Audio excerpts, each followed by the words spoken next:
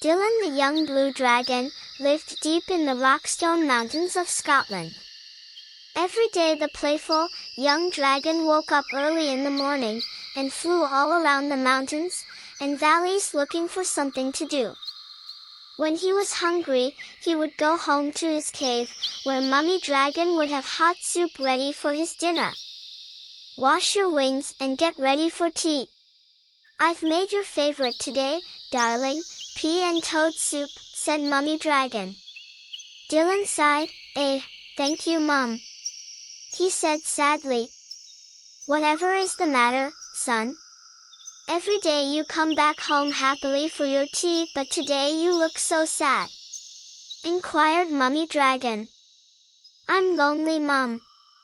I can't find anyone to play with in all the lakes, mountains, and valleys in Rockstone.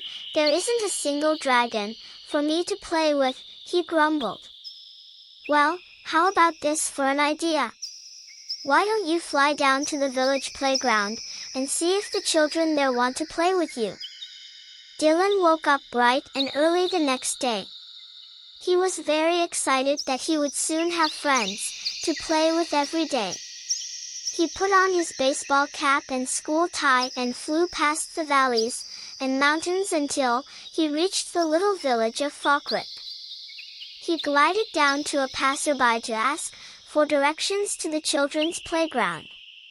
That way," pointed the quivering man. "Oh, he must be cold," thought Dylan.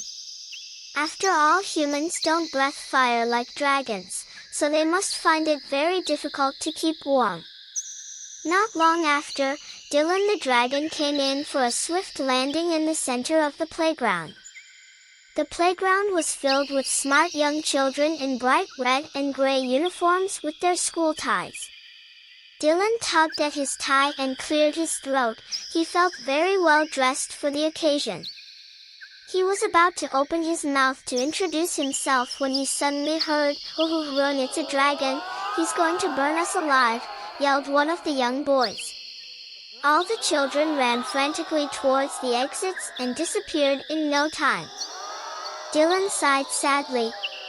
All he wanted was some friends to play with, but clearly humans were very scared of dragons. He flew home with his head hung low to see what Mummy Dragon had made for tea. The next day Dylan decided to try and make friends with the children in the playground again. He tucked his white handkerchief in his left gill and scooped up a large branch lying on the floor. He made it into a white surrender flag. He crossed his claws and hoped the children would give him another chance. Down he flew again into the center of the playground with his white surrender flag clenched in his jaw. "I just want to play and be friends," he said softly. "But how will you play with us?" shouted one of the girls. "You're too big for our swings and slides. You won't fit in our roundabout."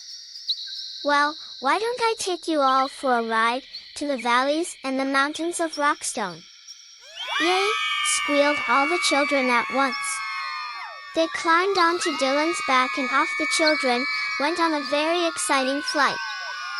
From that day Dylan and the playground. Children were friends, and every day Dylan, the dragon, would take the children on the best playground ride ever. Hello, my dear friends, I hoped you enjoyed the story. If you enjoyed it, please give like, share and subscribe to help me for make another video. Bye bye my friends, see you in next video.